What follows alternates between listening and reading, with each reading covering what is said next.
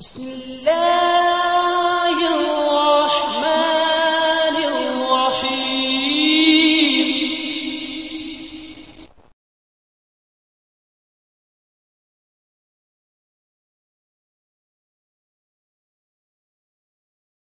أعوذ بالله من الشيطان الرجيم.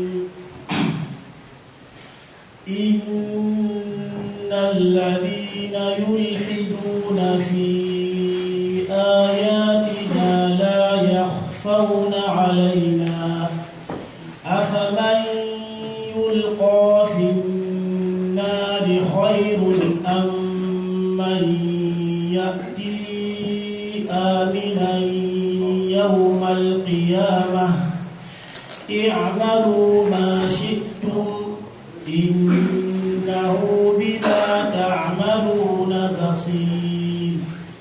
إن الذين كفروا بالذكر لما جاءهم وإنه لكتاب عزيز لا يأتيه الباطل من بين يديه ولا من خلفه تنزيل من حكيم حميد.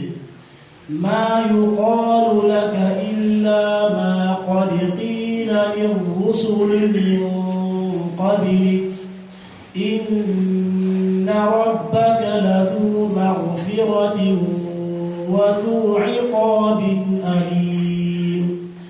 ولو جعلناه قرآنا أعجميا لقالوا لولا فصلت آياته أعجمي وعربي قل هو للذين آمنوا هدى وشفاء والذين لا يؤمنون في آذانهم وقر وهو عليهم عمى أولئك ينادون من مكان بعيد. صدق الله.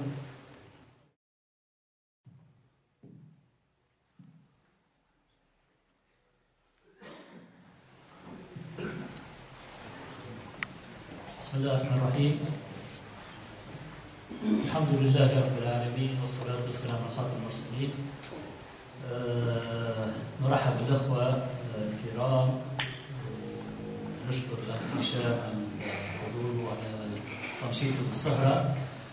إن شاء الله ابتداء من اليوم السبت هذا باش نحاولوا أنه كل يوم سبت في التوقيت هذا بين المغرب والعشاء يكون ثم منشط، أما درس أو محاضرة أو قيام على الأقل الفترة هذه حتى شهر رمضان، الثلاثة أشهر المتبقية حتى شهر رمضان، حتى نبدأ نستعد هذا الشهر الكريم هذا، نشطوا شوية أنفسنا ونشطوا الهمم بتاعنا مش واحد عندما يجي شهر رمضان يلقى روحه معناها بدا يتعبأ ويحضر في نفسه ولا يفاجأ معناها ولا يضيع على نفسه وعلى اخوانه الاجر. اذا اليوم ان شاء الله برنامج السهره هو درس مع اخونا هشام حول دور المسجد. الدرس هذا معناها مبدئيا بالمغرب حتى صلاه العشاء او اكثر شويه، كثر بعض الاسئله بطبيعه الحال الاخ المفروض ينجم يجاوبكم. على اثر هذا ان شاء الله نصلي بعض الركعات وثم اكرام الضيف ان شاء الله وجبه العشاء ان شاء الله. بارك الله فيكم ونمر مع الاخ.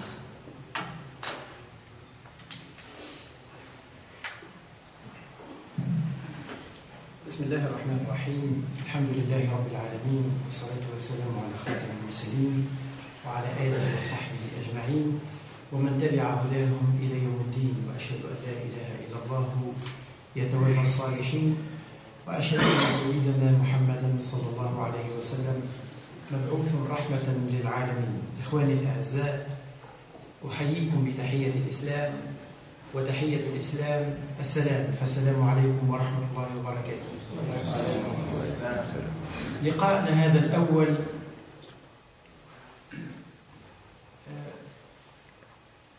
اختير له أن يكون موضوع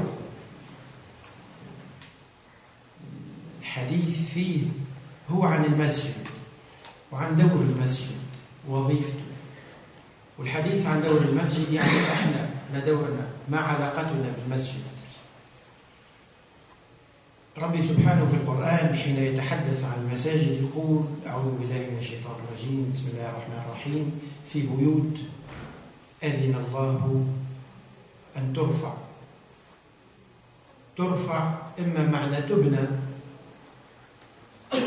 من رفع البناء أو من الرفعة، يعني أن تنزه، أنه اللي يكون في داخل المسجد ماهوش كأنه في الشارع أو في داخل أو في بيته أو في مقهى أو في نادي، لا، هو في بيت خاص عنده مكانة خاصة رفيعة.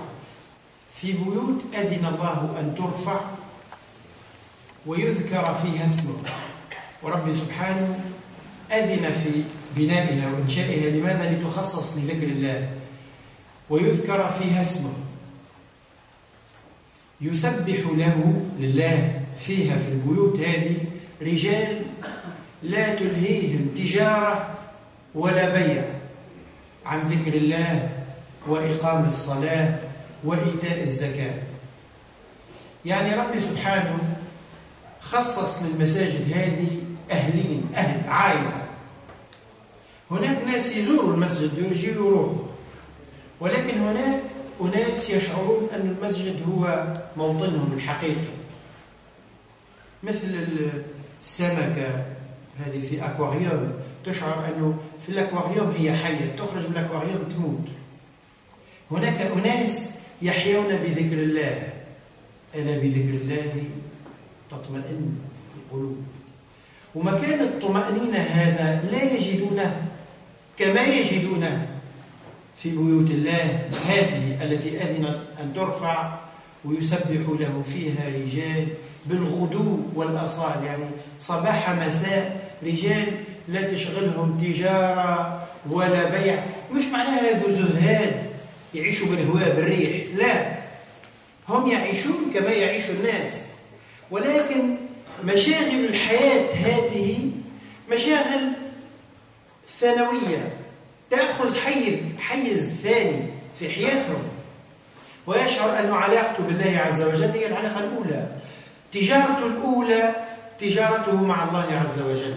هل أدلكم على تجارة تنجيكم من عذاب أليم؟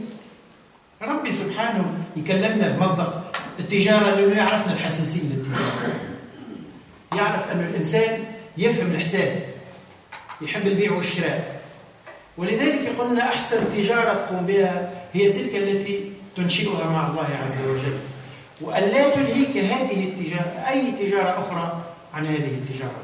في آية ثانية في سورة التوبة ربي سبحانه وجه النبي صلى الله عليه وسلم يقول له: لمسجد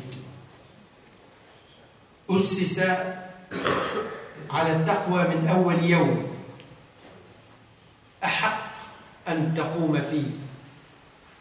مسجد تبناه من البداية من أول يوم، مش على المباهات والمفاخرة والمزايدة. مساجدنا هكذا، احنا في بلادنا اللي يبني مسجد خاصة إذا كان حاكم وأمير ورئيس وملك يحب أكبر مسجد في بلاده، والآخر أكبر مسجد في إفريقيا، والآخر أعلى مئذنة في العالم. هذه حسابات فارغة. ستبني المسجد هذا وتحاسب عليه ويصلي فيه غيرك، يجازى غيرك على عملك، وأنت تجازى جزاء النار، أنت تجازى جزاء آخر. ليش؟ لأن المسجد لم يبنى من أول يوم على التقوى. لمسجد أسس على التقوى من أول يوم أحق أن تقوم فيه. شنو الفرق بينه وبين الآخرين، بين المساجد الأخرى؟ هذا الذي أسس على التقوى من أول يوم فيه رجال يحبون أن يتطهروا. المسجد المسجد هذا اللي أسس على التقوى والمسجد الآخر الفرق بيناتهم مش في الحجارة، مش في الحجارة والبناء، لا، في الناس. هذا فيه أناس يحبون أن يتطهروا، ينظفوا، يصفاوا، يترباوا. والآخر فيه أناس تحب تقول أنا صليت في المكان الفلاني، أنا مشيت كذا وصليت في مسجد كذا.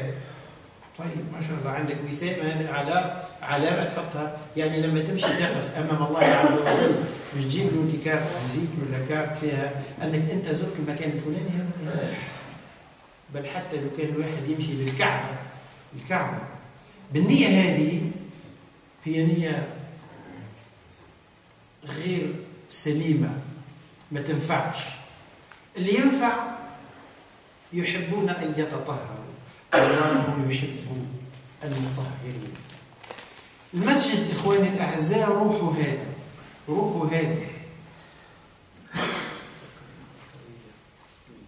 إخواني هذو كلهم يتكلموا العربية. Y a-t-il quelqu'un qui ne comprend pas ce que j'ai dit? Ah oui, il y en a beaucoup. Ah non, c'est bon. Bon, il y a les porte-paroles, machallah, faites bien le... D'accord. Donc, bon, on fera l'équilibre, machallah. On te donnera du temps. Bon, de tout ça, je ne sais pas, machallah. Donc, je disais que la mosquée, Allah subhanahu wa ta'ala, en parlant dans le Coran, il nous rappelle les raisons de construction de ces édifices. Ce sont des maisons de Dieu. Des maisons de Dieu dans lesquelles il doit régner un état d'esprit donné. Il nous dit dans Surat At-Tawbah, à l'époque du prophète sallallahu alayhi wa sallam, à Médine, il y avait quelques centaines, certains historiens les évaluent à environ 400 personnes, qui n'étaient pas vraiment musulmans, mais qui n'osaient pas dire qu'ils ne l'étaient pas. C'est ce qu'on appelle les qui? Les munafiqoun, les hypocrites, masha'Allah. Allah yabarak fil ard li rabbik wal ummi ta'alim. Les hypocrites, les munafiqoun. Les munafiqoun, c'était des gens qui n'étaient pas très très chauds pour l'islam, mais ils voyaient que l'islam est dominant et donc ils n'osaient pas se mettre en porte-à-faux. Donc ils faisaient semblant d'être musulmans. Et ils venaient assister à la prière de temps en temps. Venez. Et puis l'un d'eux a une idée. Au lieu de se trouver obligé de faire cette corvée, d'aller prier derrière le prophète, on va le voir, et lorsque l'un de nous s'absente, tout de suite on le voit, on va faire autre chose. On va construire à quelques centaines de mètres de cette mosquée une autre mosquée. Comme ça, si on ne vient pas derrière le prophète, personne ne dira qu'on n'est pas venu prier. On pensera qu'on est peut-être dans l'autre mosquée. Et puis d'une pierre deux coups, dans cette mosquée-là, on peut être tranquille, on peut discuter entre nous, ceux qui se ressemblent, qui ne sont pas très très chauds pour l'islam. Et ça va être un quartier général de microbes, de virus, de problèmes. Mais cette mosquée-là, ça se construit à l'époque du prophète sallallahu alayhi wa sallam. Il faut lui donner quelque chose. Il faut la rendre acceptable. Comment ils vont la rendre acceptable? Ils l'ont construit, et puis ils ont appelé le prophète, ils ont invité le prophète sallallahu alayhi wa sallam à venir prier dans cette mosquée. Comme ça, elle est légitime. Et là, le prophète sallallahu alayhi wa sallam reçoit une révélation dans laquelle Allah lui dit: ne va pas prier dans cette mosquée. 1. 2. Va la démolir. Quoi? Une mosquée? Oui, va la démolir. Ah bon? Comment démolir une mosquée? Parce que le problème, ce n'est pas les pierres, encore une fois. Le problème, c'est qu'est-ce qui va se faire à l'intérieur de l'édifice. Est-ce que ce qui va être fait à l'intérieur, il est constructif ou bien il est destructif? Eh bien, dans cette mosquée-là, c'était destructif. C'était contraire aux intérêts des musulmans. Et donc Allah subhanahu wa ta'ala a dit à son prophète sallallahu alayhi wa sallam, et vous savez mes frères, je vous laisse mijoter, cogiter sur ça. Parce que peut-être certains d'entre nous ne comprennent pas comment. C'est dur, mais ce n'est pas vous et moi, ce n'est pas les imams de... Non, c'est le prophète et c'est Dieu qui parle. Donc c'est fini, on ne parle plus. On essaie de comprendre pourquoi il a fait ça. C'est Dieu qui lui dit, va le détruire, va la détruire. Elle n'est pas bonne. C'est une mosquée de division. Elle veut diviser les musulmans. C'est une mosquée dhirar, masjid dhirar. Elle va ramener des problèmes. Il ne faut pas laisser les problèmes. Les musulmans doivent être soudés, unis, sur les mêmes longueurs d'onde. Tous œuvrant pour Dieu. On ne peut pas rouler le frein main levée. Vous allez dans un sens et vous avez un groupe derrière qui vous met des bâtons dans les roues. D'accord? Dieu ne lui a pas dit va les tuer. Non. Eux, ils vivent. Mais les outils qu'ils utilisent pour casser, eh bien, cassent leurs outils. Et puis après ce verset, Allah subhanahu wa ta'ala lui dit, une mosquée construite dès le premier jour sur la base de la piété est plus digne que tu ailles prier dedans. La masjid ussisa ala taqwa min awwal yawm ahaq an taquma fihi min, ce masjid-là construit dès le départ avec des mauvaises intentions. Pourquoi cette mosquée construite dès le départ sur la piété? Qu'est-ce qu'elle a de particulier? Ce qu'elle a de particulier, c'est pas juste l'intention qui est derrière, c'est les gens qui fréquentent cette mosquée. Ce sont des gens qui viennent dans cette mosquée.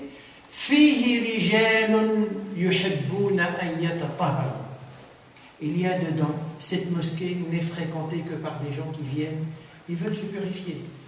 Quand on va prendre une douche, on va faire quoi? On veut la mettre plus propre, plus net. C'est ce qu'a dit le prophète sallallahu alayhi wa sallam un jour. Il a dit à ses compagnons, écoutez, si l'un de vous avait un fleuve qui passe devant chez lui, et il se jette dans ce fleuve 5 fois par jour, est-ce qu'il resterait quelque chose de ses saintetés? Il leur dit non, jamais. Il leur a dit la prière, c'est ça. Les 5 prières, c'est 5 douches par jour. 5 douches par jour. Et si tu les fais à la mosquée, c'est autre chose. Il y a une différence entre une douche faite sous une douche et faite dans un bain mort. C'est autre chose. La mosquée est importante. Importante pourquoi? Importante parce que c'est l'endroit d'abord qui nous relie avec Allah subhanahu wa ta'ala par la prière. Mais ce n'est pas que ça. Si la mosquée n'avait pour fonction que la prière, c'est très probable que Allah subhanahu wa ta'ala ne nous aurait pas demandé ni obligé de construire des mosquées. Le prophète sallallahu alayhi wa sallam lui-même nous dit dans un hadith, Ju'ilat li al-ardu masjidan wa tahura. La terre entière m'a été accordée comme lieu de prière. C'est-à-dire, pour nous, ça c'est simple, on voit pas c'est quoi l'intérêt. Parce qu'il y a des gens qui pensent qu'on ne prie que dans une église. Que si tu n'es pas dans une église, tu n'as rien à dire. Tu ne peux rien faire. La prière ne peut se faire que dans un endroit qui s'appelle l'église. Tu n'es pas à l'église, tu peux invoquer comme ça, mais tu ne peux pas prier. Parce que la prière a un endroit. Eh bien, Dieu nous dit non. Si les choses étaient comme ça, eh bien, les gens ne prieront jamais ou prieront très peu. Non, là où tu es, tu peux prier. La terre entière.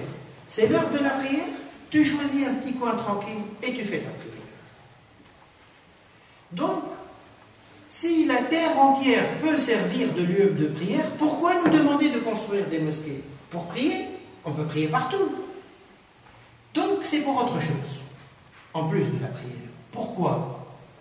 Quand Allah subhanahu wa ta'ala, quand le prophète sallallahu alayhi wa sallam nous dit que celui qui va à la mosquée et fait la prière, il aura 27 récompenses. 26 en plus que celui qui prie chez lui.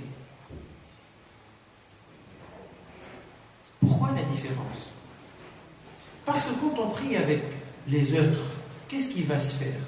On va développer notre lien avec Allah subhanahu wa ta'ala par la prière.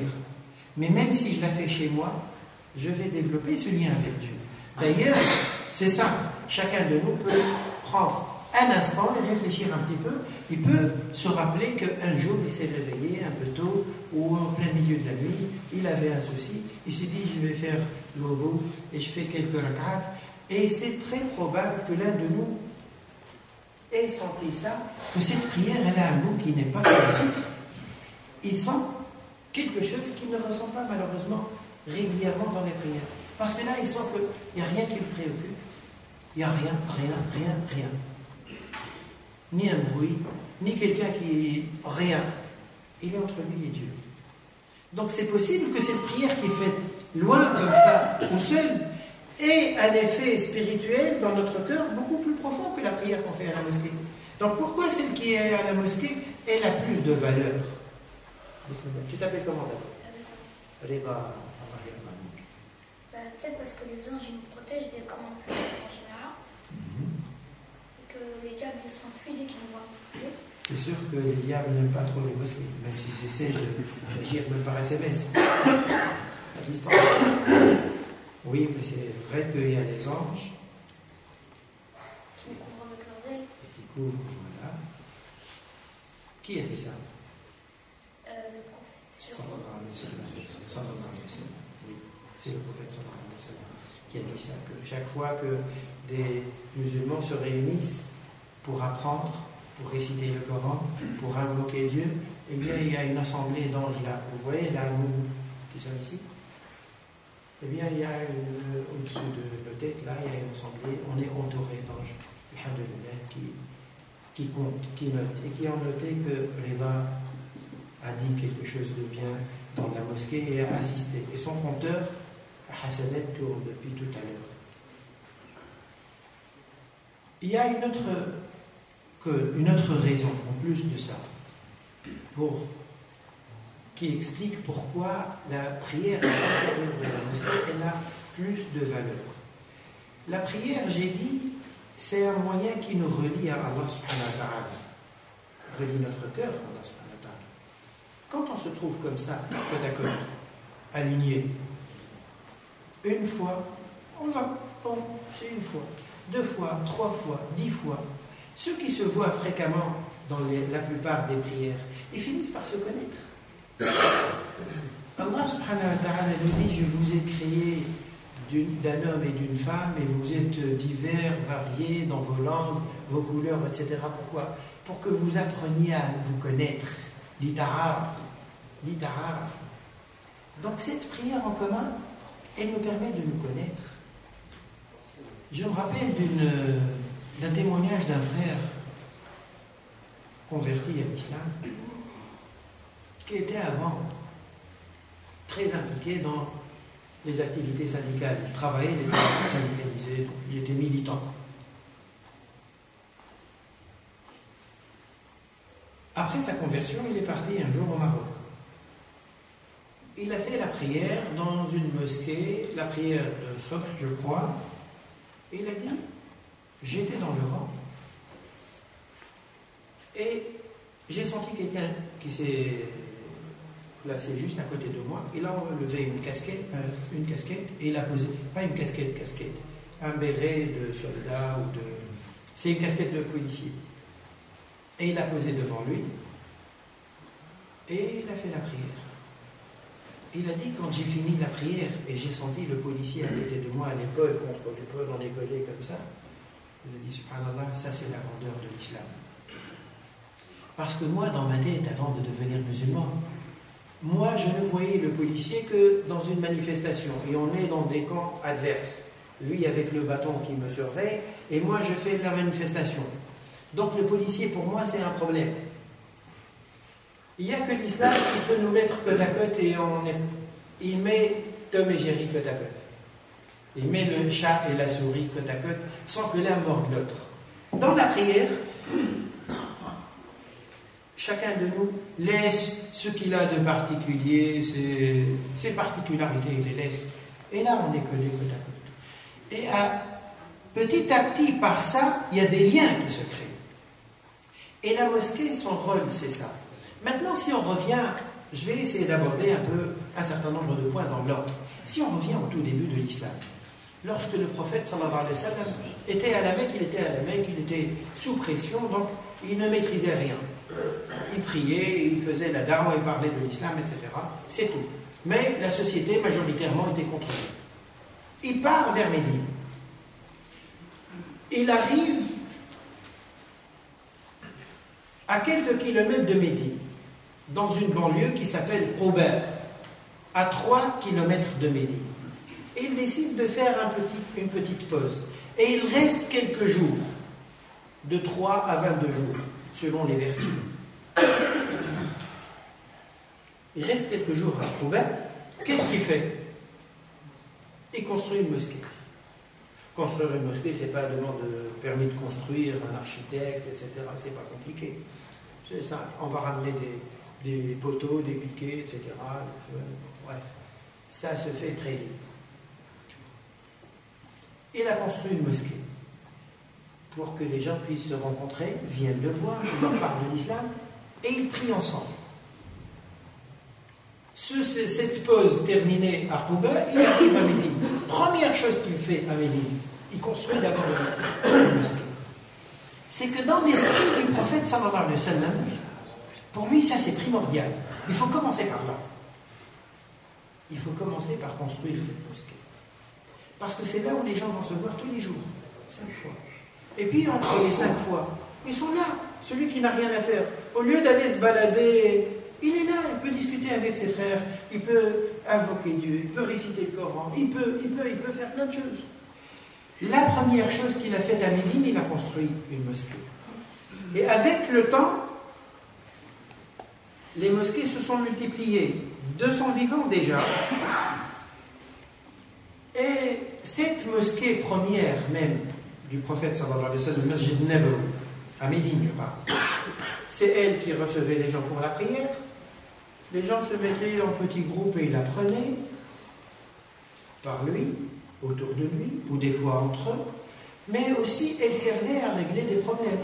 Comme quoi, après son arrivée et avant son arrivée, il y a quelques centaines de musulmans qui sont originaires de la Mecque, qui sont arrivés à Médine, qui n'ont ni toit ni rien. C'est des SDF. Ils n'avaient pas de domicile fixe, ils n'avaient pas où habiter. Eh bien, cette mosquée-là, on a consacré une partie dans la cour de la mosquée, pas à l'intérieur de l'endroit où la cour de la mosquée, qu'on a couvert en partie, sofa, ce qu'on a appelé sofa, et sous cette sofa-là, dormaient ceux qui n'avaient pas où dormir, des musulmans qui avaient émigré de la Mecque. Le temps que leur situation se clarifie et qu'ils volent par leurs propres ailes. Dans ces mêmes mosquées, lorsque le prophète sallallahu alayhi wa sallam par la suite recevait des gens, des émissaires, des représentants de tribus, etc., où il les recevait? Eh bien c'est là, à la mosquée. Et quand il y a un problème qui guette l'ensemble de la communauté musulmane, un problème comme quoi? Les Mécois préparent une guerre. Ils vont arriver. Il va faire quoi? Il faut se préparer. Une guerre, vous pensez qu'on l'affronte comme ça? Tiens, non. Il faut planifier. Il faut réfléchir. Qui va participer? Qu'est-ce qu'on va faire? Quel plan? Eh bien, le prophète sallallahu alayhi wa sallam rassemblait les musulmans et discutait de tout ça dans la mosquée. Donc, elle n'était pas que le lieu de la prière. C'était leur lieu de vie. C'est là où ils vivaient. À l'époque du prophète sallallahu alayhi wa sallam, c'est là où ils vivaient. Les bas. En fait, c'était un peu la base centrale de la vie. C'était le cœur de la vie. C'est ça. Tu vois le cœur dans un corps d'un être humain, il bat tout le temps. Eh bien, c'était le centre. C'était MJC, c'était salle polyvalente, salle de prière, hôpital, tout. Elle faisait tout. Bon, maintenant, on a des hôpitaux, bien sûr, on ne va pas soigner dedans. Mais je vais revenir à dire qu'est-ce qu'on fait aujourd'hui, maintenant, dans nos mosquées. Qu'est-ce qu'on doit faire?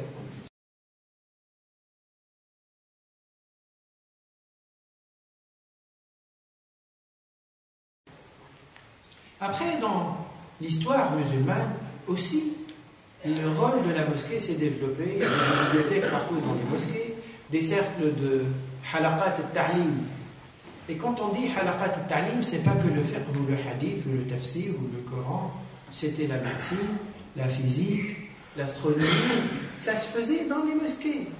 Nos scientifiques musulmans, grands scientifiques, eh bien ils ont grandi et ils ont appris et ils ont enseigné dans les mosquées. Ils ont fait leur expérience dans les mosquées. Ça, c'est le rôle de la mosquée dans notre histoire musulmane. Si on regarde aujourd'hui nos mosquées dans nos pays musulmans, quand on rentre, nous, dans nos pays, la mosquée ouvre 10 minutes avant la prière, un quart d'heure avant la prière, ferme un quart d'heure après la prière. Donc, elle ouvre 5 fois une demi-heure, 2h30 par jour. 21h30, la mosquée, elle est fermée. Pourquoi? Eh bien, chacun raconte une histoire. C'est par sécurité, par précaution, par ceci, par cela, etc. Wa alaykoum salam. Ce livre-là sur lequel je vais revenir un peu plus tard, c'est un livre qui a été écrit par un auteur musulman, samnien. Il a été écrit et publié dans le cadre des travaux d'un organisme qui s'est fondé en Arabie Saoudite dans les années 70-60, qui s'appelle Rabatat al-Alam al-Islami, la Ligue islamique mondiale. Ça, c'est lorsque l'Arabie Saoudite était encore un peu dans l'élan, dans l'état d'esprit du roi Faisal, rahimahullah, qui lui veillait sur les intérêts des musulmans et comprenait, et lorsqu'il a vu qu'on a commencé à taper sur les musulmans en 1973, il a dit comment ça? Moi je vais regarder, me taper dessus, et moi je ne fais rien. Eh bien le pétrole je ne le vends plus. Je ne vends plus de pétrole. Et pour l'anecdote, on lui avait envoyé un émissaire qui était ministre des Affaires étrangères américain à l'époque, qui s'appelle Henry Kissinger, qui est allé le voir pour débloquer un peu la situation. Et dès qu'il a été reçu, il a commencé par une sorte de plaisanterie pour détendre. Il a dit « Votre Majesté, vous savez, mon avion vient d'atterrir à Jeddah et je suis en panne sèche. Est-ce que vous autorisez que vous donnez le feu vert qu'on me fournisse du kérosène ?» C'est une mauvaise plaisanterie. Et Faisal rahimahullah, il a répondu en disant « Vous savez, monsieur, moi je vieillis beaucoup. Et j'ai un seul souhait dans ma vie, c'est de faire 2 rak'at à Jérusalem. Est-ce que vous pouvez vous faire quelque chose pour que je fasse ces 2 rak'at à Jérusalem? » Donc, blague pour blague. Lorsque l'Arabie Saoudite à l'époque encore était dans cet état d'esprit, eh bien, quelques organismes sont nés pour essayer de réfléchir sur la situation des musulmans. Cet organisme, Rabat Ligue islamique mondiale, avait donné naissance à d'autres organismes, dont un qui s'appelle Majlis al-A'la al-Alami lil-Masajid, le Conseil supérieur mondial des mosquées. Et ils ont invité une quarantaine de personnes de 40 pays musulmans pour siéger dans ce conseil et se concerter. Comment on va développer nos mosquées? Comment on va refaire vivre nos mosquées? Voilà ce qu'ils disent, par exemple, dans ce livre-là. Quelque chose que nous connaissons. Il dit المسجد اليوم مغلق في أغلب البلاد الإسلامية طول النهار والليل إلا من أوقات الصلاة. Les mosquées dans nos pays musulmans, dans la plupart, sont fermées la plupart de la journée et de la nuit, sauf pour la prière, etc. Il continue à décrire un peu l'état presque moribond de la des mosquées à Barbizon. L'état de nos mosquées aujourd'hui, malheureusement, sont comme ça. Ça, c'est dans nos pays musulmans. Mais lorsque on s'est trouvé, nous, vous et moi, nous, musulmans, qui vivons seuls et qui gérons nos affaires seuls et qui avons construit nos mosquées seuls, sans l'aide, à part celle de Dieu, et l'aide des uns et des autres. Et on se trouvait avec nos mosquées. Eh bien, qu'est-ce qu'on fait? Comme nous n'avons pas de modèle, nous ne savons pas comment une vraie mosquée fonctionne, qu'est-ce qu'elle peut faire, qu'est-ce qu'elle doit faire, comme nous ne l'avons pas vu ça, eh bien, on ne sait pas quoi faire. La chose importante, bien sûr, qu'on sait faire, c'est pour prier. Donc, on vient prier, alhamdoulilah, et puis on fait des dars à droite, à gauche, des rappels, des conférences, etc. Mais c'est tout. Ça, c'est ce qui est resté les braises qui sont restées sous les cendres. Je vous lis un petit passage dans ce livre-là, dans lequel il évoque le cas d'une mosquée qui a été construite en Égypte, il y a vers les années... Le livre est publié en 82, donc c'est avant 82. Construite par qui? Par le travail d'un médecin. Un médecin que certains, peut-être ceux qui sont relativement âgés, ont entendu parler de lui. Il s'appelle Mustafa Mahmoud. Il est décédé. C'est quelqu'un, Mustafa Mahmoud.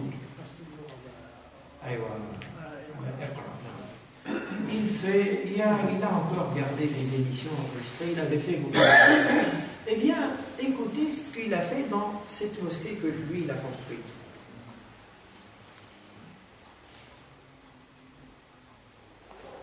Dans cette mosquée, كان يضم مستشفى ومستوصفا ومشغلا ودارا للحضانة ومكتبة ومدرسة وفصول تقوية وخدمات عامة واستشارات دينية. Dans cette mosquée, il avait inclus dans une partie de la mosquée un hôpital, une sorte de dispensaire, un endroit où on apprenait des petites activités artisanales, Dar Hadana, un endroit où on accueille, c'est comme une nurserie, comme une crèche, une bibliothèque, une école, des classes de soutien scolaire. Ça, il a pensé quand? Avant 82. Avant 82, nous n'avons pas de mosquée ici et nous ne pensons même pas à l'histoire du système scolaire. Et différents services, à part les prières, etc. Et il publiait des livres, un fonds de zakat, il collectait la zakat, il distribuait la zakat. Cette expérience-là, Mustafa Mahmoud, rahimahullah, il a fait quelque chose qui a ramené la mosquée à son rôle initial à l'époque du prophète sallallahu alayhi wa sallam ou le long de l'histoire musulmane. Eh bien, c'est dans cet esprit-là que nous avons intérêt à réfléchir sur nos mosquées.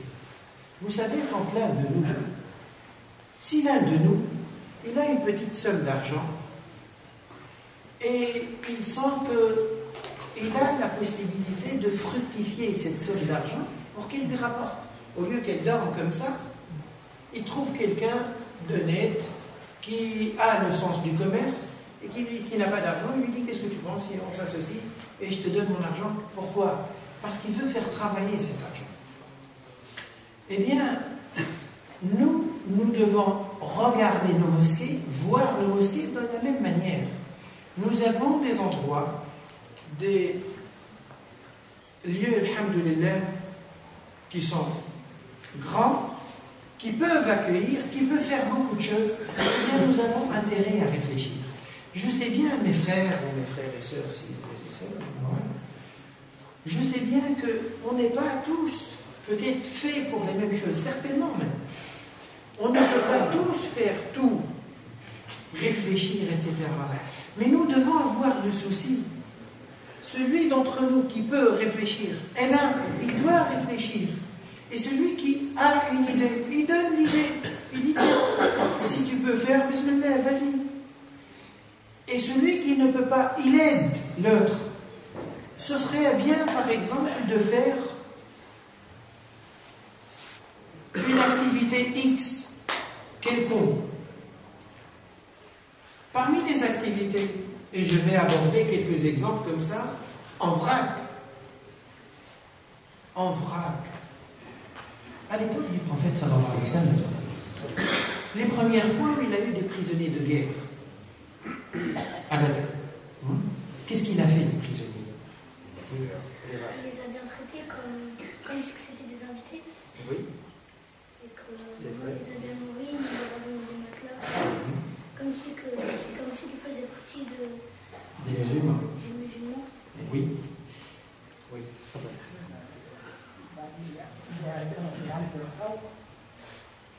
Voilà. C'est ça. C'est ça aussi. C'est-à-dire que le prophète sallallahu alayhi wa sallam leur a dit, écoutez, celui d'entre vous qui veut être relâché, qui veut récupérer sa liberté, eh bien, celui qui sait lire, qui sait écrire, il prend une dizaine de musulmans et il leur apprend à lire et à écrire. Dès qu'ils savent, on les relâche, on le relâche. Il leur a fait ça. Pourquoi il a fait ça?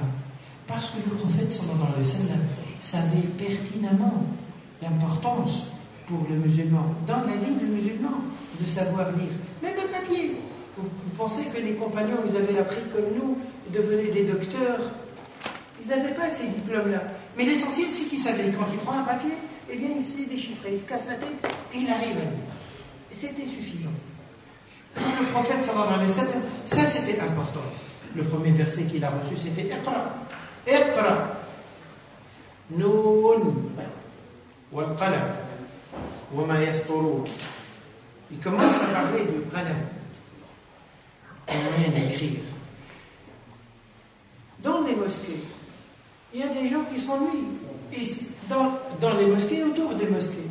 Qu'est-ce qui empêcherait, par exemple, des gens qui sont là, qui viennent, ils peuvent voir quelques frères qui sont à la retraite, qui s'ennuient et qui gagnent, entre guillemets, gagnent. Dieu seul sait ce qu'ils portent comme problème et comme péché, parce qu'ils s'ennuient, parce que le temps libre comme ça qu'on ne sait pas utiliser, il se retourne contre nous.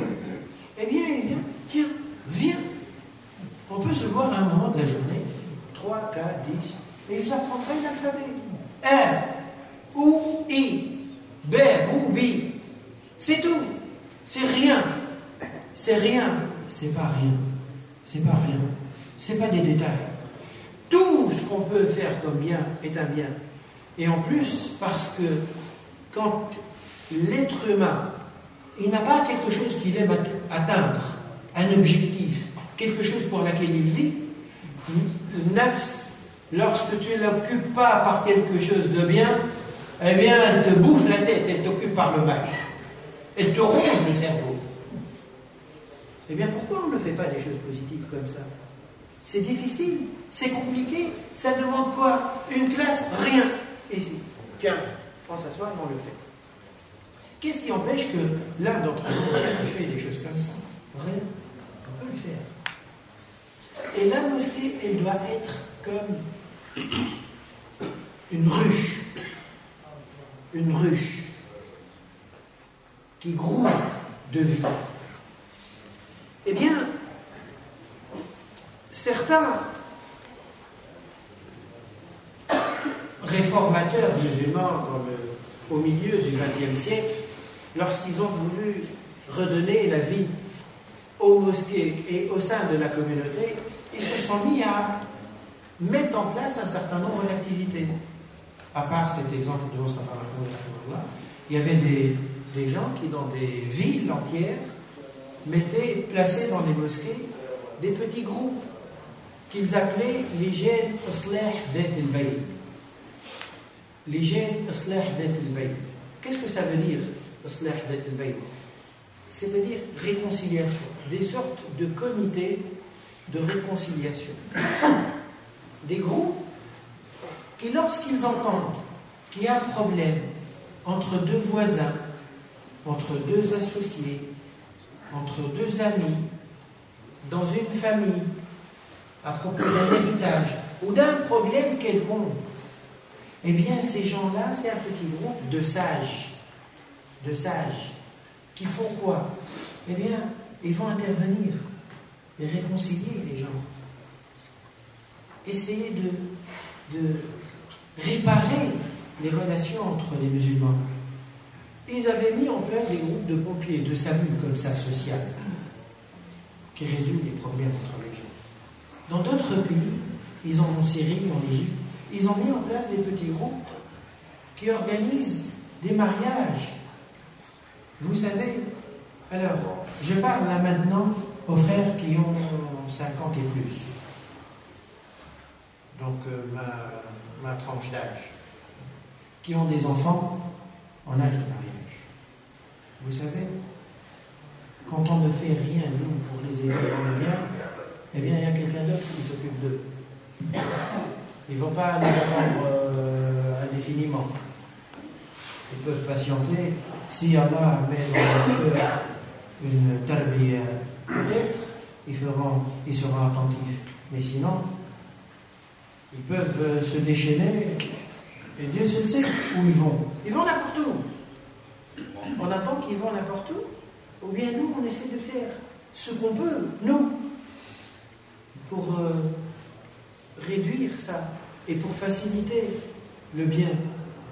Toute porte de bien qu'on ouvre, on ferme une porte au mal. Quand on regarde comme ça nous paraît compliqué. D'accord, fille. Ça te semble compliqué, toi tu ne peux pas faire. D'accord. Dieu ne t'oblige pas de faire. Si quelqu'un fait demain, tu veux faire quoi? C'est quoi ça? La mosquée, c'est une agence matrimoniale maintenant? Il y en a qui ne font pas et qui n'aiment pas qu'on fasse, qui s'étonnent qu'on fasse, qui cassent ce qu'on fait. Et qui cassent comment? Ça, c'est l'arme de destruction massive. La langue, c'est une arme plus forte que l'arme nucléaire. Le prophète sallallahu alayhi wa sallam avait dit un jour à Sayyid ibn Mu'adh, il lui a dit Awsini, donne-moi un conseil. Il lui a donné le conseil, puis il lui dit fais attention à ta langue. Quoi? À ta langue? Il dit je vais être jugé pour tout ce que j'ai dit. Et bien sûr. Parce que lui, il pense que parler, c'est des bulles d'air. Il ne pense même pas quand il parle. Quand on agit, on prépare, on réfléchit, il faut se lever physiquement. Mais parler, ça sort tout seul. Il n'y a pas besoin de réfléchir. Eh bien, le prophète sallallahu alayhi wa sallam dit, tu sais, mais qu'est-ce qui va amener des gens en enfer, si ce n'est les propos qu'ils profèrent? Tu dis un mot, tu ne sais pas ce que tu fais. Tu ne sais pas. Tu casses le cœur de quelqu'un. Tu blesses. Tu fais mal. Et toi, tu es tranquille. Tu n'as rien senti. Bien sûr, c'est pas toi qui es blessé. C'est pas toi. Tu sais, si tu sais, wallahi, tu ne dors pas. Tu ne peux pas dormir. Tu ne peux pas dormir. Tu as fait un mal. Toi, tu es rentré tranquille. Mais celui que tu as blessé, lui, il ne dort pas. Et lui, il ne dort pas.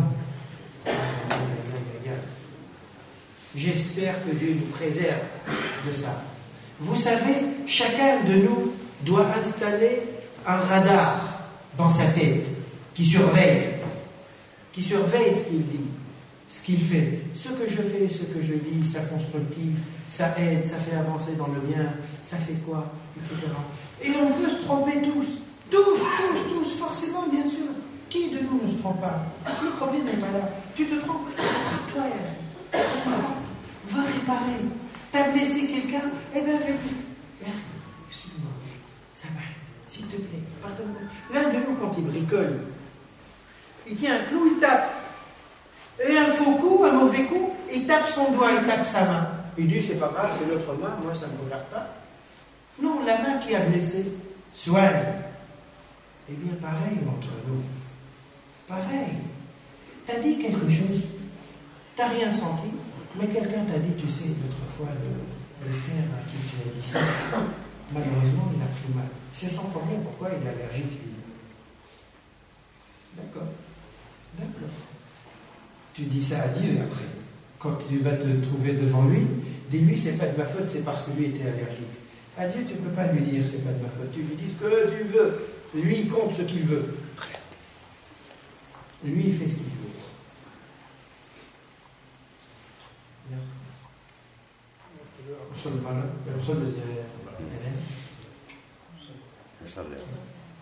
نعم الوقت أذان إن شاء الله.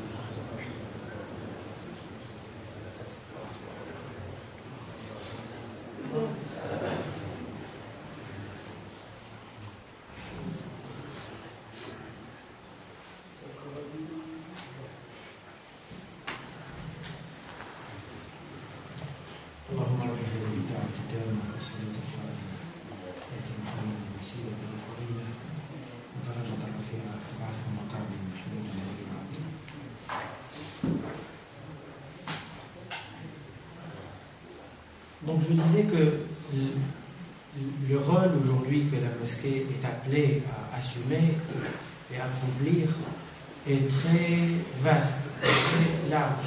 Il ne faut pas s'étonner aussi ni se dire pourquoi on va faire quelque chose qui ne se fait pas d'habitude dans les mosquées. Il ne faut pas dire ça pourquoi. Pourquoi?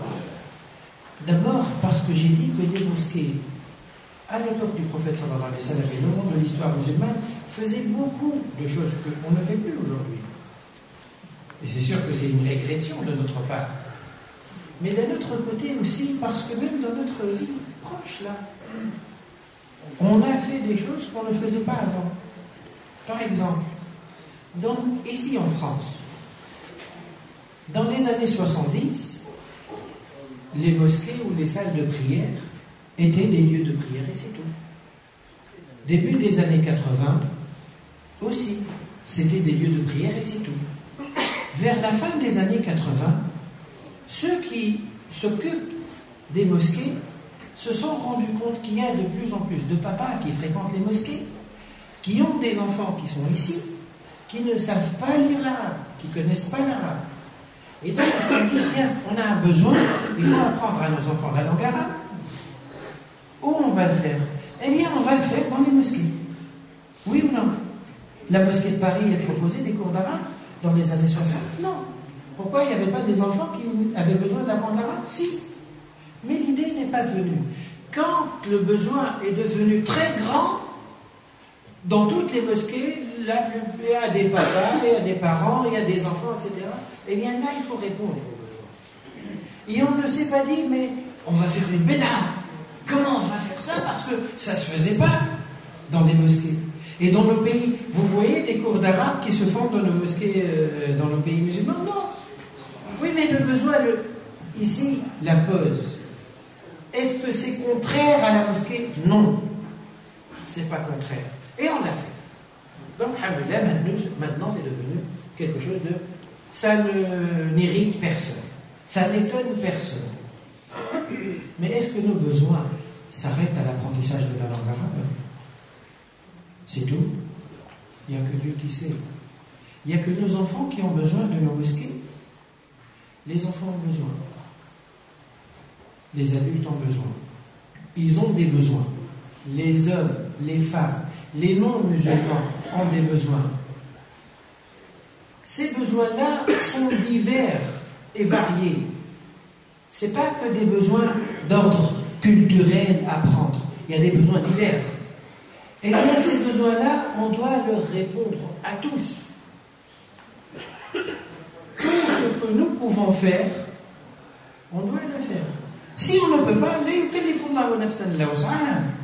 mais si on peut, on doit. On doit le faire. Vous savez, vous avez certainement tous prié un jour ou l'autre dans une mosquée turque. Est-ce que vous avez remarqué que dans toutes ou presque toutes les mosquées turques, il y a un petit coin épicerie? Vous avez vu ça ou non? Des petits commerces. C'est venu d'où cette idée-là? C'est tombé d'où? C'est dit dans quel verset? Dans quel hadith? C'est dit nulle part. Pourquoi?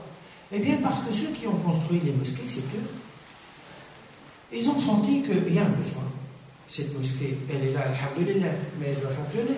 On doit payer ses factures d'électricité. Il y a plein de besoins. On va faire la quête tout le temps. Ils ne font pas la quête. Ils mettent une caisse, ils ne parlent pas. Eux, ils ne parlent pas. Bon, c'est leur façon. Nous, on est arabes. Donc on ne peut pas changer maintenant. Mais c'est juste pour vous dire l'idée, c'est tout. Eux, leur idée, tiens, on va faire une petite boutique qui vend les trucs qui sont propres à nous. Des trucs turcs que les gens aimeraient bien acheter dans les magasins des Turcs. Eh bien, on va les mettre ici. Et un coin livre, un coin librairie. Et à côté, un petit coin restauration, cafétéria. Je me rappelle, depuis que j'ai mis les pieds ici, en 82, j'avais une petite mosquée turque. C'était mon lieu de repos. Quand j'avais du temps libre, et je savais, quand j'avais rendez-vous à donner à quelqu'un, je donne un rendez-vous dans un café, je dis on se voit au 64 avenue du Faubourg Saint-Antoine. Voilà. Il y a un petit coin, tranquille, c'est chauffé, on vous sert un thé, 1 euro, 1 franc à l'époque c'était, et c'est convivial. Personne ne vous dit, il faut consommer une deuxième fois. Rien, c'est autre chose. Et je les voyais, eux, mettre un écran, ramener une cassette vidéo à l'époque des cassettes, et ils faisaient des projections, ça parlait en turc, ils faisaient des choses entre eux. C'est un lieu de vie. Quand on rentre, on n'aime pas sortir. La mosquée doit être comme ça. Celui qui rentre ici, il sort quand il est fatigué. Et s'il avait la possibilité de dormir ici, eh bien il dormirait. Eh bien la mosquée doit être comme ça, mes frères.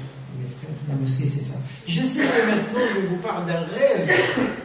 D'un rêve. Mais pas de problème. Un rêve peut se réaliser dans 10 ans.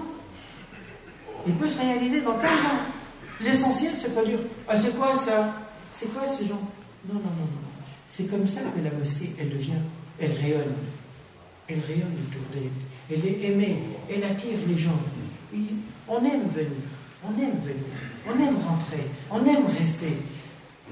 Bien sûr, il peut y avoir des petits problèmes de relations. C'est normal. Pourquoi chez nous, chacun d'entre nous, moi, vous, chacun d'entre nous, il n'a jamais eu d'histoire avec son fils, avec sa fille, avec sa femme. Qui n'a pas eu? N'a jamais eu de problème.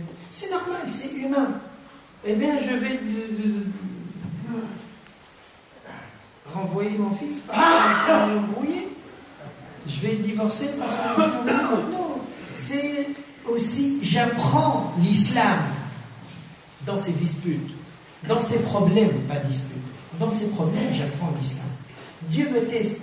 Il veut voir si dans la contrariété, je suis toujours musulman, ou bien lorsqu'on m'énerve, je dis, attendez, maintenant je vais régler le problème, après je vais revenir musulman. Oui. Maintenant, je me défoule, je règle le problème. Et puis après, Inch'Allah, c'est bon, je vais revenir musulman. Allah subhanahu wa ta'ala veut me voir musulman lorsqu'il me voit face à quelqu'un qui tend la main et qui est dans le besoin. Il veut me voir musulman lorsqu'il voit quelqu'un me contrarier. Il veut me voir agir en musulman. Il veut me voir partout musulman. C'est pas aussi à la mosquée je prie, je suis musulman, puis après. Non, c'est la laïcité entre guillemets. C'est toute la vie en deux. Un bout pour Dieu, le reste c'est pour Shaitan, pour nous, pour ce qu'on veut. Allah subhanahu wa ta'ala veut que ce soit un lieu de vie.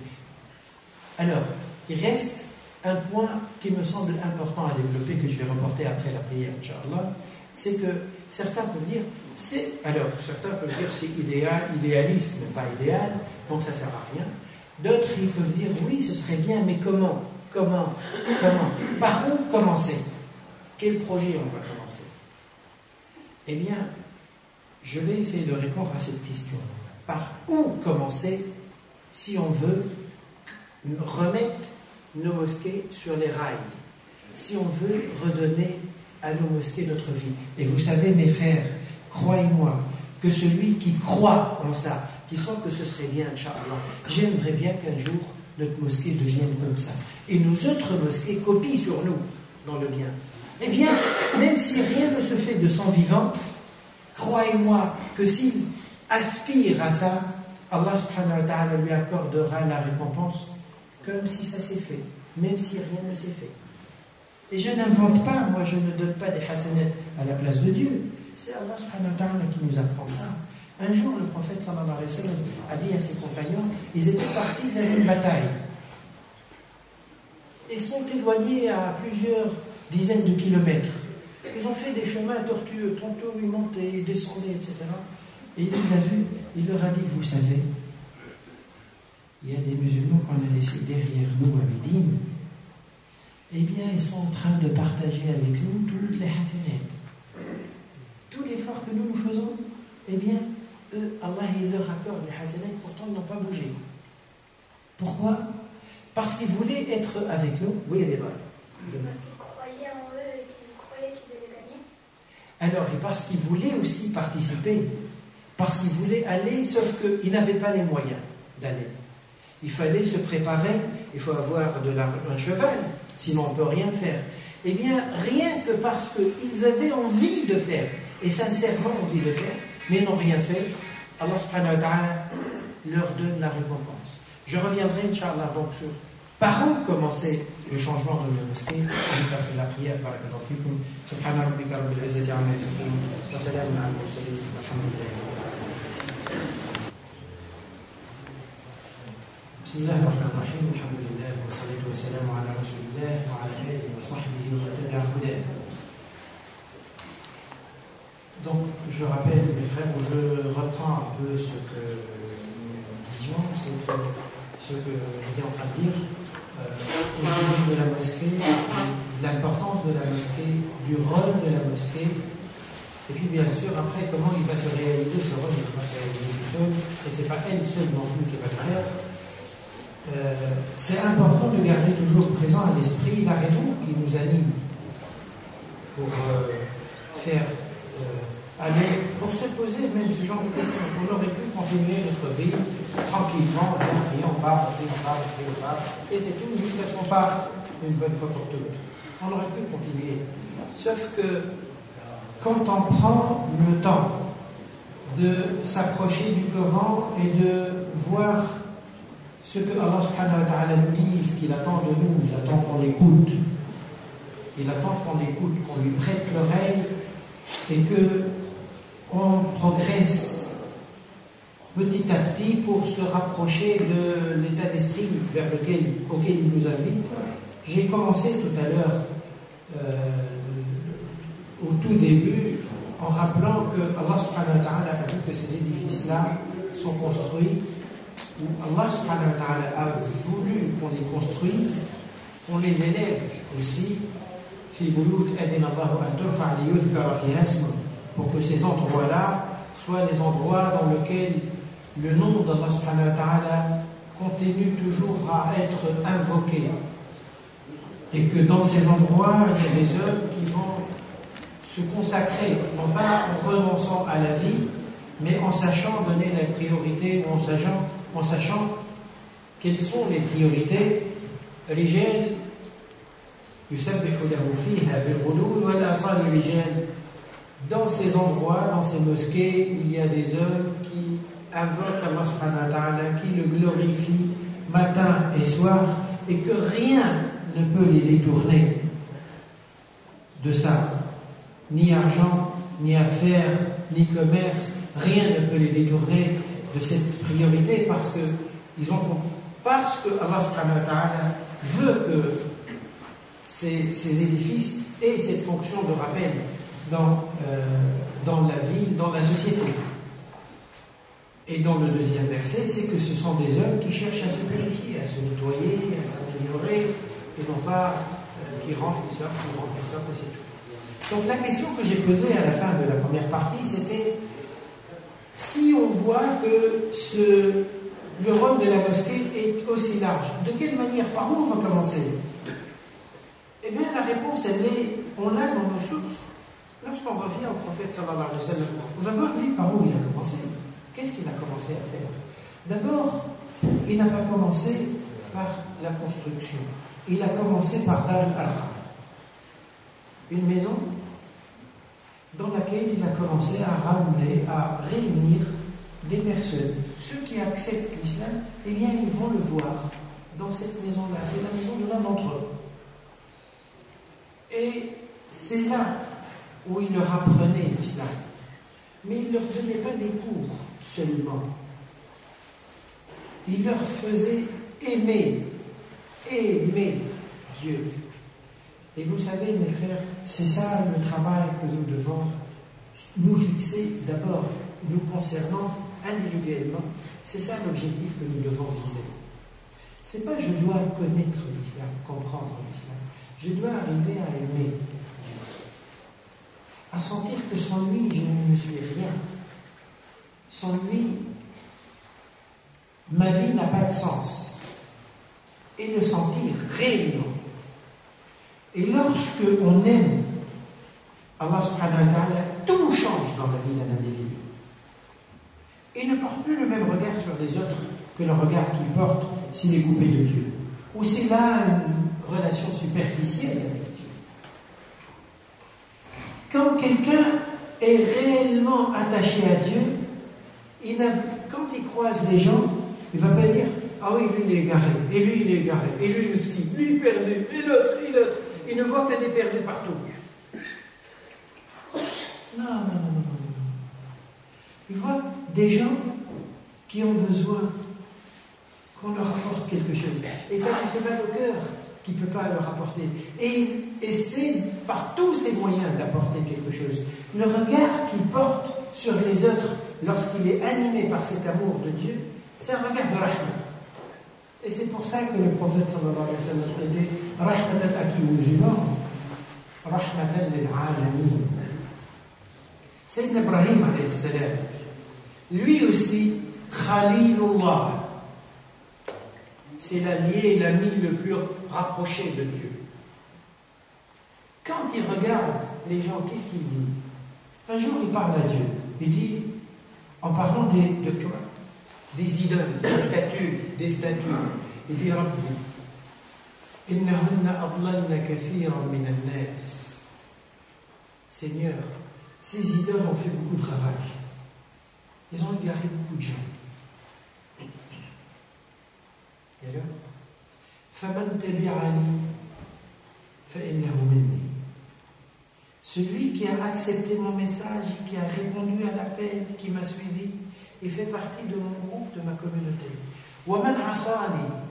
Et celui qui m'a désobéi et qui s'est entêté à rester derrière, autour des idoles, tu fais quoi? Envoie-le en enfer. وَمَنْ عَصَانِي فَإِنَّكَ غَفُورٌ رَحِيمٌ. C'est autre chose. Et il parle de Ghafour Rahim, de qui? De gens qui adorent des idoles, des mouchriquines, des associateurs, ce que vous voulez. Ghafour Rahim. C'est que le cœur de Sayyid Ibrahim alayhi salam déborde d'amour vis-à-vis des autres, de rahma à l'égard des autres. Quand le cœur s'attache à Dieu, il change, j'ai dit, totalement. Dans le regard porté aux autres, sur les autres, et dans la volonté, l'envie d'agir dans le bien. Eh bien, quelqu'un qui vit comme tout le monde, il vit comme tout le monde. Ses priorités, c'est lui, sa famille, c'est tout. Mais quelqu'un qui aime Dieu, il fait quoi? Il fait tout pour lui plaire, pour que Dieu l'aime, pour que Dieu l'aime en retour. Et pour que Dieu l'aime, il va faire quoi? Eh bien, il va tout faire en bien, tout ce qu'il... Eh bien, il va se casser la tête. Il va trouver des idées que nous, on ne trouve pas, que le commun des mortels ne trouve pas. Parce que lui, il veut se rapprocher de Dieu. Il veut se rapprocher de Dieu. Eh bien, nous, on passe à côté de petites choses, on ne voit rien. Lui, il peut venir un peu tôt à la mosquée. Il fait le tour de la mosquée, il met de l'ordre dans la mosquée. Il passe un peu d'aspirateur dans la mosquée. Il a un peu de temps libre. Il veut gratter des hasanats. Ceux qui aiment Dieu sont dans cet état d'esprit, sont dans cette logique. À l'époque du prophète sallallahu alayhi wa sallam, il y avait des compagnons qui sont venus un jour voir le prophète sallallahu alayhi wa sallam. C'était les pauvres parmi les compagnons. Ils lui ont dit, ah, Rasulallah, du feu le jour. Les riches parmi les compagnons ont tout pris, ils ont tout raflé. Les hasanat, ils participent à tout. Ils font des sadaqat, ils gênent comme nous, ils prient comme nous, ils font des invocations comme nous, etc. Mais bon, et comme ils ont de l'argent, le paradis vont prendre avec leur argent, et nous. Il leur a dit, ah, je peux vous donner aussi à vous des moyens de faire des sadaqat, des aumônes. Eh bien, ana bikulli takbiratin hasana, tasbihatin hasana, bikulli tahmidatin hasana, bikulli tahmidatin hasana, bikulli takbiratin hasana. Tu sais, tu n'as pas d'argent pour aider les autres. Tu dis, subhanallah, hop, te donne une hasana. Alhamdulillah, pareil.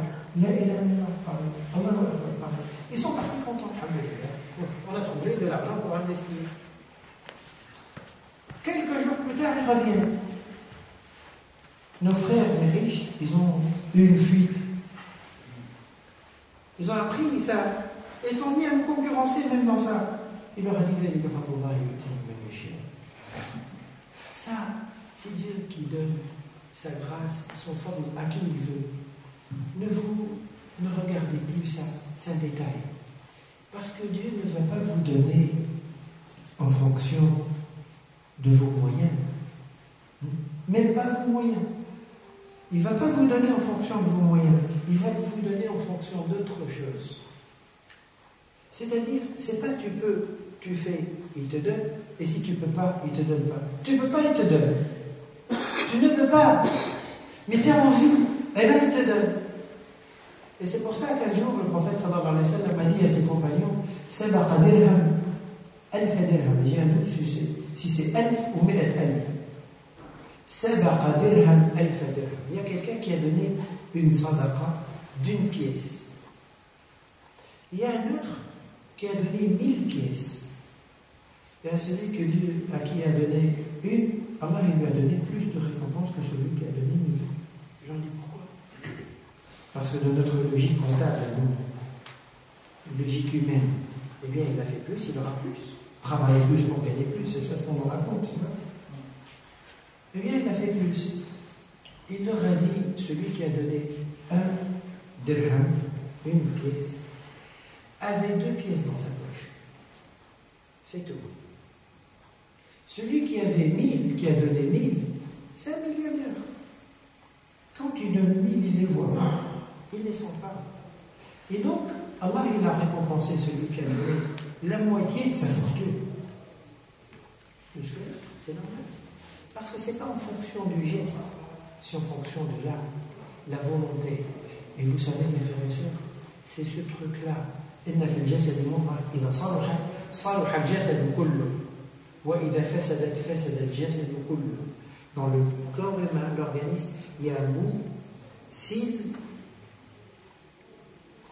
se trouve en bon état, en bonne santé, et là il part du cœur, mais si ce n'est pas la santé physique, s'il est bien, il emplit de sentiments positifs, de bien, etc. Tout suit dans le bien. Et c'est là, vous savez, c'est ça qui doit être notre préoccupation première. Ne regarde pas les gens, ne regarde pas les autres, ne regarde pas les regards des gens, ne regarde pas le regard des autres, surtout les sourires, les compliments, c'est des détails.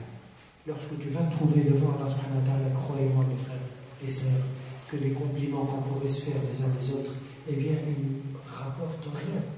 Vraiment rien. Lorsqu'on va se trouver à manger dans un trou, Allah il a ni compliment, ni affiche, ni ce que vous voulez, ça ne sert à rien. Vraiment rien. Et vous savez, c'est même pas ce que nous avons fait. C'est même pas ce que nous faisons. C'est le prophète sallallahu alayhi wa sallam qui l'a dit le jour à ses compagnons. Personne n'ira au paradis comme ça. Voilà, j'y suis propriété. Et toi, même moi.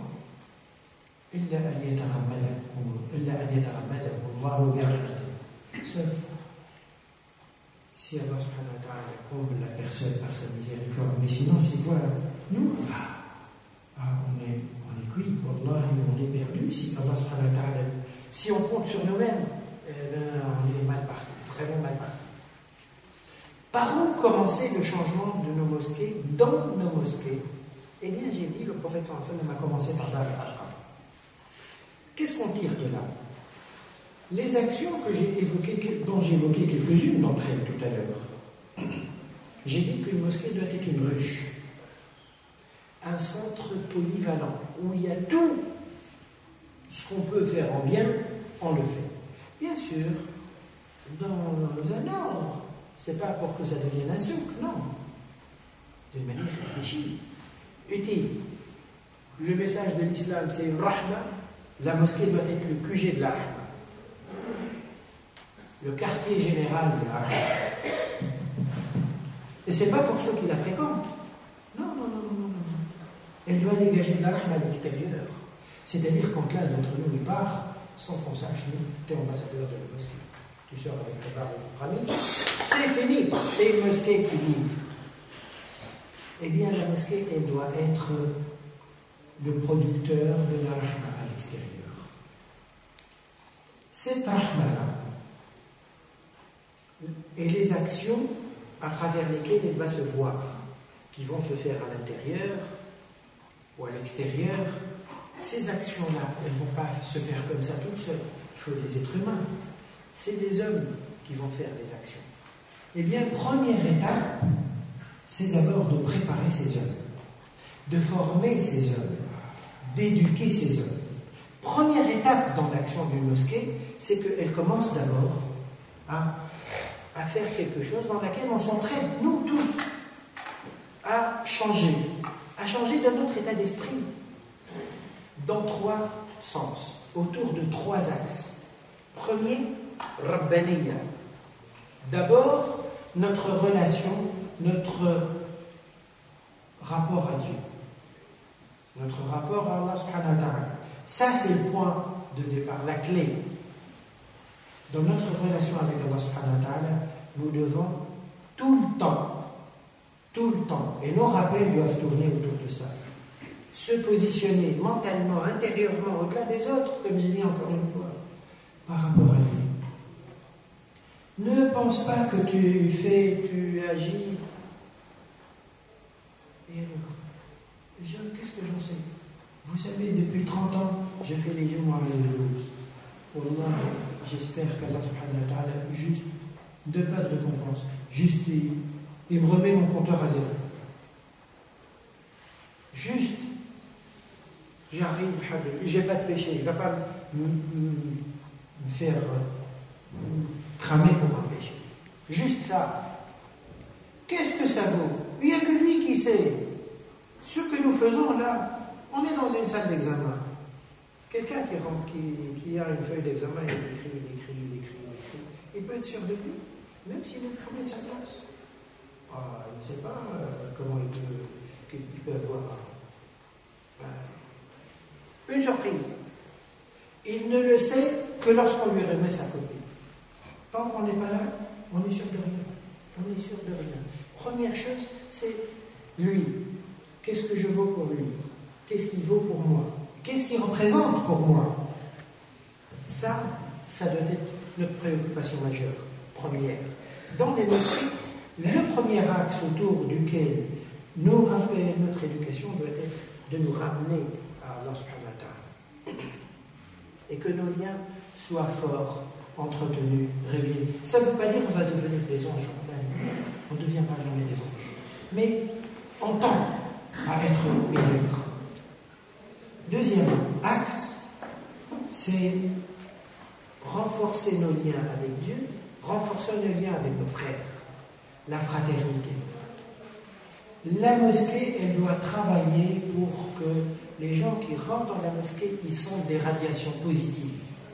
Ils sentent un bon état d'esprit, une fraternité, des gens qui s'entendent, qui se pardonnent, qui font des petites erreurs, mais c'est un bon état d'esprit. Celui qui est là, il est en paix, il est tranquille, il n'a pas peur que « Tiens, pourquoi tu as fait ça? Pourquoi tu as fait ci? Pourquoi ceci ?»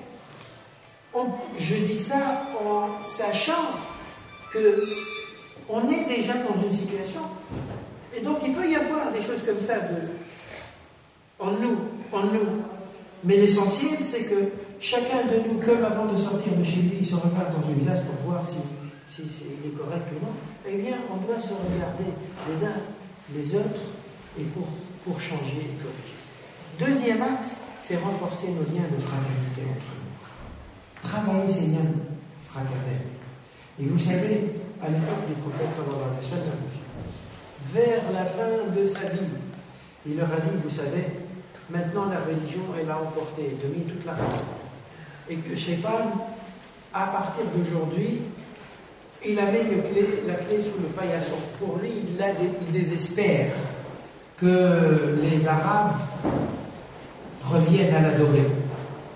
Mais il continue toujours à miser sur quelque chose. Il est capable et il va faire beaucoup de travail pour vous remettre les uns contre les autres. Diviser. Et ça doit être notre deuxième objectif. Renforcer nos liens fraternels. Alors, juste une idée. Ces liens fraternels, Il peut se trouver qu'un jour, l'un ou l'autre, il se trouve en froid avec un frère. D'accord. Eux, ils sont en froid. C'est leur problème. Et moi, je fais quoi? Eh bien, je vais le voir. Qu'est-ce qu'il y a? Il faut revenir. Et je fais tout. Comme je soigne, comme un urgentiste.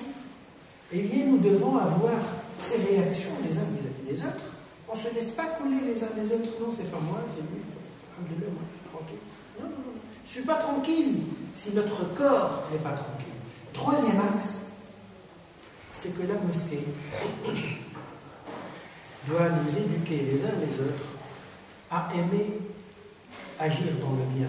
L'amal al-salih, faire le khayr ou l'amal al-salih.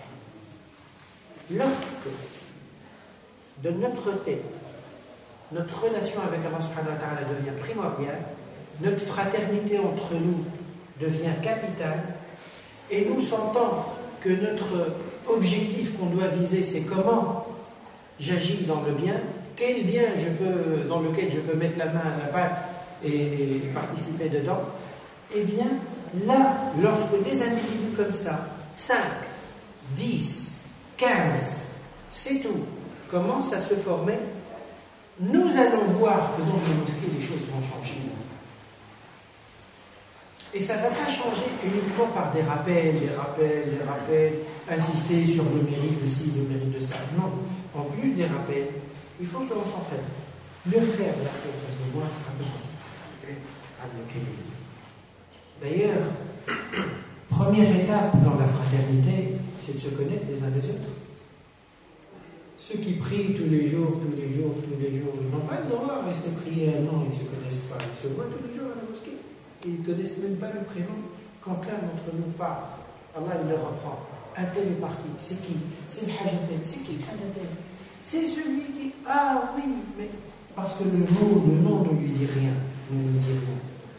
Le frère Abdouli m'a dit tout à l'heure, la ville de Paris a mis en place un truc. Elle a demandé à ce qu'on fasse à la population, à ce qu'on fasse des propositions, des idées. Celui qui a une idée, eh bien, il la note et il la met dans je ne sais quelle boîte. Et puis après, ils vont connecter ces idées, voir ce qui peut se faire à partir de ces idées. Le musulman doit être preneur de toutes les bonnes idées. Inch'Allah, un jour, on fera ça. Dans les mosquées, il y a des gens qui veulent, il y a des frères qui veulent l'aider, qui veulent apporter. Mais ils ne savent pas qu'est-ce qu'on peut. Ils ne savent pas qu'est-ce qu'il y a à faire. À qui je vais demander, je vais dire quoi, qu'est-ce que je vais proposer. Tout à l'heure, je donne des cours dans une école. Il y a quelqu'un, un jeune, né ici, etc. Alhamdulillah, Allah, il a mis dans son cœur quelque chose. Il a commencé à comprendre. Il est venu me voir. Il m'a donné une carte. Il m'a dit, si vous avez besoin de quoi que ce soit en travaux, quelle que soit la nature des travaux, petit ou grand, n'hésite pas s'il te plaît à m'appeler. N'appelle personne, il m'a dit ça. N'appelle personne. Appelle-moi. Vous savez, celui-là, même s'il ne fait rien, même s'il ne met pas une vis dans un mur, eh bien, il a décroché un jackpot. Il m'a dit, n'appelle personne, appelle-moi. Tout ce qu'il y a à faire, appelle-moi. Eh bien, il y a des gens qui aiment faire. Lorsque les choses s'ouvrent petit à petit, lorsqu'on sent la fraternité, la confiance, etc., et puis après, on ira, Inch'Allah, dans la mosquée, on essaiera d'aller petit à petit, bien sûr, mais on essaiera d'avancer pour dire aux frères, celui qui peut faire, c'est pas pour la mosquée, pour toi. Fais pour toi. Ne prends pas ça, je fais pour la mosquée. Moi, je défends mon grade. Je remplis mon compte. J'alimente mon compte. À travers la mosquée ou à travers un frère. Quelqu'un qui ici a un problème administratif. Il ne sait pas remplir un papier. Eh bien, on peut avoir quelqu'un celui qui a un pépin, il va le voir, il est. Je fais pour moi. Eh bien, Inch'Allah, progressivement, dans la mosquée, nous essaierons d'aller dans ce sens. Qu'Allah subhanahu wa ta'ala nous aide, bien sûr. Peu importe le temps que ça prendra, ça prend 1 an, 2 ans, 3 ans, bien sûr. Les choses évolueront petit à petit. Il ne faut pas désespérer. Il ne faut pas se contenter. Vous savez, moi personnellement, honnêtement, l'idée qui me traverse tout le temps l'esprit, qui me torture, je dis, subhanallah, pourquoi nous musulmans, humainement, eh bien chacun d'entre nous, s'il habite dans un F2, il tend vers un F3 ou un F4. S'il a un F4, il veut un pavillon. S'il a un pavillon, il veut un château. Sur terre, on veut ça. Et devant Dieu, alhamdulillah, je suis smicard, c'est bon. Je fais mes 5 prières. Alhamdulillah, je n'ai pas un casier judiciaire. Je ne suis pas un récidiviste. J'en sais rien. Pourquoi sur terre, je tends à voir le meilleur et avec Dieu, je me contente du minimum? Non. Sayyidina Abdullah ibn Umar ibn Abdelaziz, Sayyidina Omar ibn Abdelaziz, radiyallahu anhu, c'est quelqu'un qui vivait dans le confort. Et bien un jour, il y a un poste qui lui est tombé sur la tête.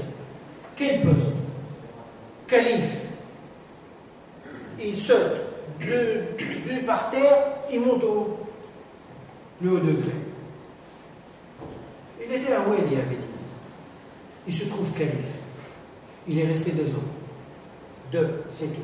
Il est mort. Dans ces 2 ans, il a dit, Dieu m'a donné nafsan tawwaba. Allah subhanahu wa ta'ala a mis en moi une ambition sans fin.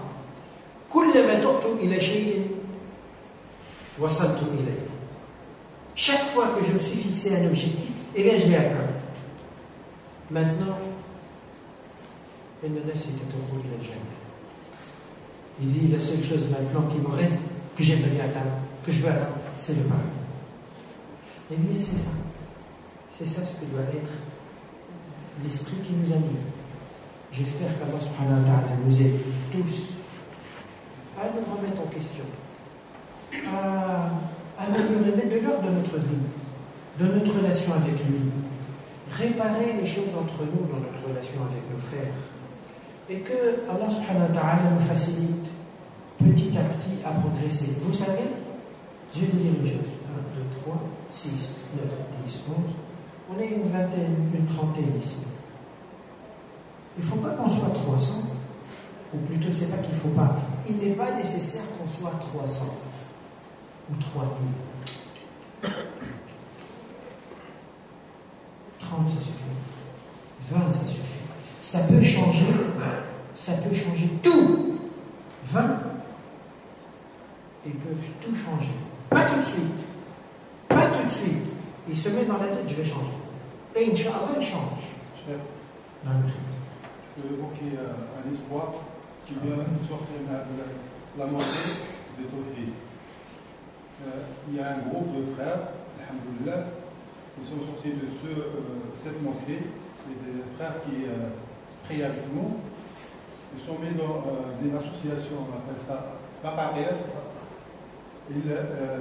Ils vont au marché, ils demandent de l'aide aux commerçants, ils ramassent des denrées alimentaires, ils font la distribution le vendredi et le mardi.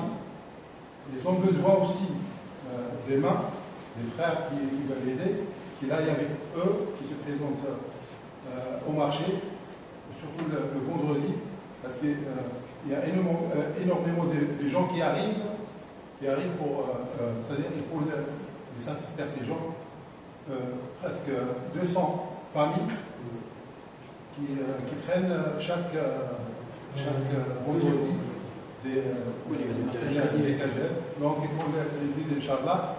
Chacun peut participer. Ça donne de la fraternité. C'est un bel espoir, Inch'Allah, pour Saint-Denis. On aide même les familles, même les voisins qui sont pas musulmans. Et ça donne un espoir. Mais Inch'Allah, nous reviendrons petit à petit, progressivement, sur différentes actions, sur cette action, sur différentes actions, Et encore une fois, ce n'est pas eux qui ont besoin d'aide, c'est nous qui avons besoin.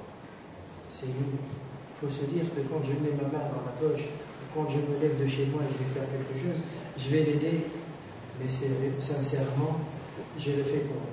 Parce que moi, j'ai besoin de ça. C'est dans cet état d'esprit qu'il faut prendre les choses, et j'espère encore une fois qu'Allah subhanahu wa ta'ala nous aide. Barakallahu fik, en tout cas, pour l'information. Et en tout cas, c'était pour un peu remuer les choses et amener les frères ou les sœurs, s'il y a des sœurs aussi, à essayer de prendre les choses différemment. J'espère encore une fois que Allah subhanahu wa ta'ala nous fasse la donc nous allons nous arrêter maintenant, nous allons manger, alhamdulillah, des frères à nous. Eux, ils ne sont pas avec nous, mais eux, ils sont en train de prendre les hasanettes avec une pelleteuse. Et ils ont préparé quelque chose à manger. Donc on va manger. Hein?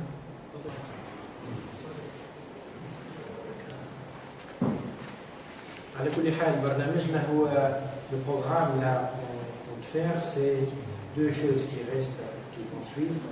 On va faire quelques rak'at puisqu'on est ensemble. Alhamdulillah, on profite pour faire 4 ou 6 rak'at. Et puis on va manger également.